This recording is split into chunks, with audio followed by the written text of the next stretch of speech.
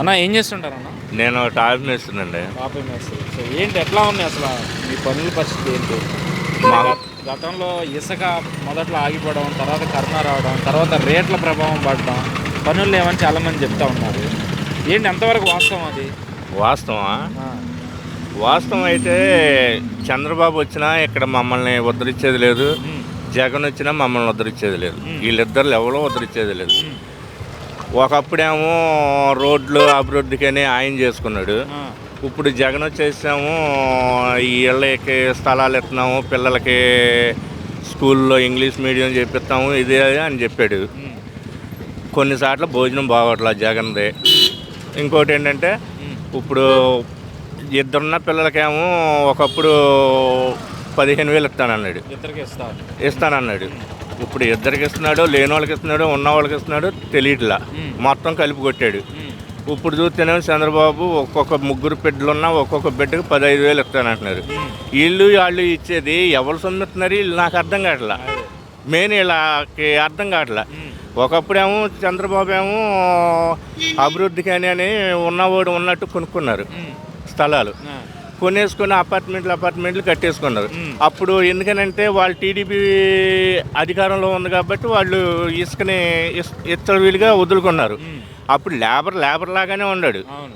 కాబట్టి అప్పుడు వారం చేసేవాడు వాడు 3 రోజులు చేస్తున్నాడు. ఆ, ఈడేం చేశాడు, ఇసుక బ్లాక్ చేశాడు. ఇసుక బ్లాక్ చేస్తే మరి మధ్య తరగతిలో వాళ్ళు ఏమైపోవాలి? ఉమ్, అది అడగట్లే ఎవరో. ఆ, వీళ్ళిద్దరికన్నా స్వయం పరిపాలన పెడితే ఏ ఊరికి కావాల్సింది ఆ ఊరికి నిధులు వస్తాయి. ఉమ్, శుభ్రంగా ఏదైనా డ్రైనేజీ పోతే ఎంపటే చేయించుకుంటాకో లేబర్ మేమైనా చేయించుకుంటాకో ఉంటుంది. ఉమ్, ఇప్పుడు వీళ్ళు గెలిచి వాళ్ళు గెలిచి అది చేపించలేదని అంటే ఈయన పట్టుకొని వెళ్ళి ఆయన పట్టుకొని వెళ్ళి ఆయన పట్టుకునే బట్టికి అది ఎంతవరకు అవుతుంది? అవును. సంవత్సరాలు గడిచిపోతున్నాయి ఆ. కానీ బతుకులు తెల్లాటలు ఇక్కడ. ఉమ్.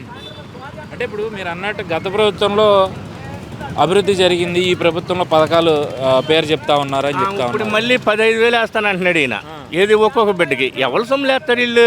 ఆ, ఆ పాయింట్ ఎందుకని ఎవరు ఆలోచించట్లేదు? అదేగా ఇప్పుడు ఈ ఈ పిచ్చి జనం ఏమంటున్నారంటే ఇప్పుడు ఈయన గెలిస్తే ఆయన బాగు చేస్తాడు, ఆయన గెలిస్తే ఈయన బాగు చేస్తాడని ఎవడమ్మడు పడితే ఆడమ్మడు తిరగటం తప్ప ఎవడు ఇదిగో ఉమ్, స్థలం లేనోడు స్థలం లేనట్టే ఉన్నాడు. ఆ, వచ్చినోడికి వచ్చినట్టు అమ్ముకుంటూనే ఉన్నారు.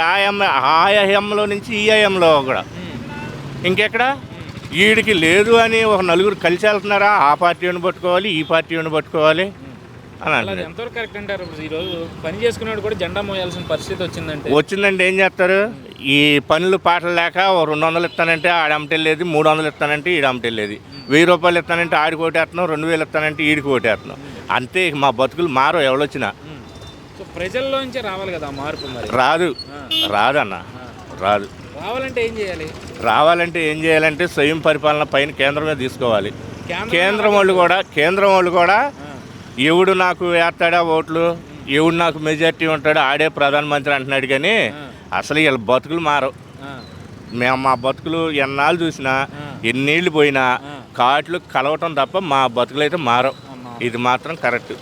మార్చేవాళ్ళు ఎవరైనా ఉన్నారు ఇప్పుడున్న రాజకీయాల్లో? రాజకీయం జోలికి అనవసరం, రాజకీయమే వేస్ట్ అన్న. అంటే ఇప్పుడు పవన్ కళ్యాణ్ వచ్చారు ఏదో చేస్తానని, ఏ ఆ పార్టీ మీద మీ అభిప్రాయం ఏంటి? ఏ పవన్ కళ్యాణ్ అయినా అటో అటో 4 సీట్లు తగ్గితే వాళ్ళు వీళ్ళు లాక్కెళ్ళిపోయి తీసుకోవటం తప్ప ఉమ్, స్వయం కృషితో ఎవరో రాజకీయంలో లేదన్న. ఉన్నదైతే వాస్తవం. ఆ. అది తప్పు అయితే తప్పు, ఒప్పు అయితే ఒప్పు. చాలా నాకు correct గా తెలియదు. మాట్లాడారు. నాకైతే ఇక అక్కడి వరకే తెలుసు. అంటే మనం ఎంత మాట్లాడుకున్నా ఖచ్చితంగా గెలుపోటములు అనేవి ఖచ్చితంగా decide ఎవరికొకరికి చేస్తాయి. వస్తుంది, ఆ. ఎవరికొకరికి వస్తాయి, వాళ్ళకో ఆ వీళ్ళకో. అవకాశం ఎవరికి ఉండొచ్చు ఈ ఎలక్షన్స్ లో? ఈ ఎలక్షన్లోన ఈ ఎలక్షన్లలో కలిపి బుడ్డోడి కాడి నుంచి చూస్తున్నాం అండి. వాళ్ళకి ఆ, ఏది 10 సంవత్సరాల నుంచి చూస్తున్నాం మనం. ఆ, రాజకీయం అనేది నైటే మారిపోద్ది. అవును. ఇన్నాళ్ళు పోకలాడింది ఉండదు రాజకీయం, నైటే మారిపోద్ది. ఆ. ఎవళ్ళు మారినా కానీ మా బతుకులు ఇంతే, ఆ, ఎవళ్ళు వచ్చినా. ఓకే. సో మరి కనీసం మీ నియోజకవర్గంలో ఉన్న మీ శాసనసభ్యులైనా ప్రజలను పట్టించుకునే పరిస్థితి ఉందా? వాళ్ళు పట్టించుకునే వాళ్ళని పట్టించుకుంటారు, పట్టించుకునే వాళ్ళని వదిలేస్తారు. ఎవరినో వాళ్ళ అమ్మడి తిరిగే వాళ్ళని నలుగురిని ఒకళ్ళని తీసుకొని వెళ్తేనే మనం లోపలికి వెళ్ళనిస్తాం. కానీ నువ్వేంటి అనేది మనం ఎవరో కూడా తెలియదు వాళ్ళకి. ఓటు అయితే ఆ టయానికి వస్తున్నారు, నలుగురు వస్తున్నారు, ఇదిగో అంటున్నారు, వెళ్ళిపోతున్నారు. అసలు మనం ఎవడం అనేది ఎవరికే తెలియదు. వాళ్ళ వరకే ఇంతమంది ఇన్ని వేల ఓట్లు ఉన్న ఒక నియోజకవర్గంలో కనీసం వాళ్ళకి ఆ కార్యకర్తలు ఆ 10 రోజులు తిరిగిన వాళ్ళు తప్ప వెనకాల ఉండి ఓటేసినాడు ఎవడో కనపడ్డా వాళ్ళకి. ఎవడో కనపడ్డు. ఈడు ఎక్కడోడో కూడా తెలియదు. నువ్వెవరో అని అంటారు. వెళ్ళి ఆఫీస్ కాడికి వెళ్తే నువ్వెవరో అంటాడు. అయ్యా నువ్వు ఎక్కడా ఏంటి, సరే రా అనేది లేదు.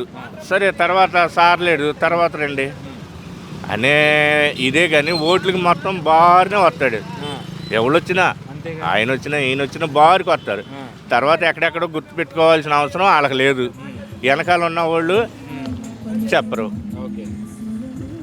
సో మీ ఆలోచన విధానం చాలా గొప్పగా ఉందన్న.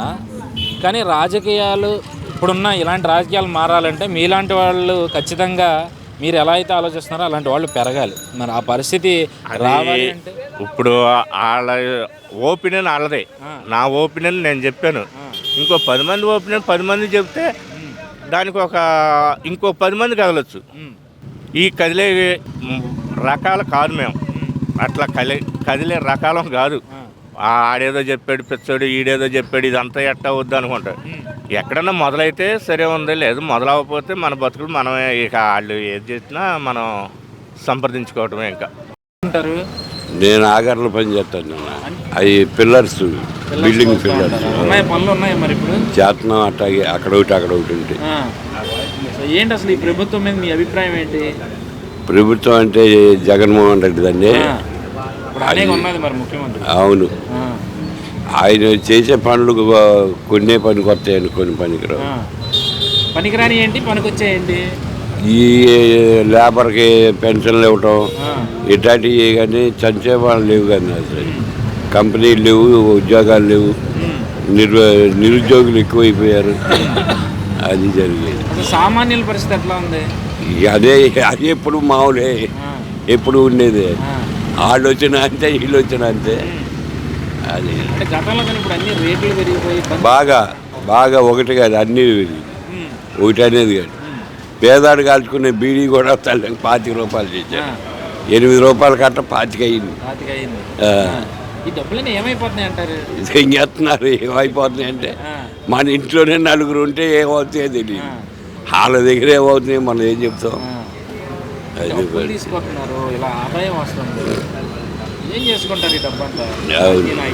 అవును. అదే మాదే కొట్టుదండి. వాళ్ళ గురించి ఎక్కడ ఆలోచించాము. ఏదో అయాళ్ళకి వచ్చినోడికి ఓటు వేయటం మేరకొని ఊరుకోవడం. సరే, ఎవరికి గెలుస్తారంటారు మరి అసలు ఎలక్షన్లో? ఇక్కడ మాకైతే టీడీపీ వస్తుంది. ఎందుకని? మా నాయకుడు మంచాడండి. ఎవరు? ఈయన యార్లగడ్డ వెంకటరావు గారు మంచాడు. వంశీ గారు అయినా టీడీపీ వచ్చేది. ఇప్పుడు వంశీ గారికి యార్లగడ్డ వచ్చారు కనుక ఆయనకి ఇదే తిరగటమే. అసలు మంచాడు, క్యాండిడేట్ మంచాడు. పార్టీతో సంబంధం లేదండి, క్యాండిడేట్ కావాలి ఫస్ట్.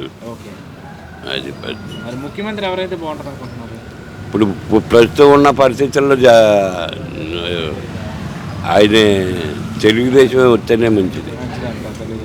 అంటే ఏమన్నా ఈ పరిస్థితిని చక్కదిద్దుద్ది అంటారా? దిద్దుద్ది.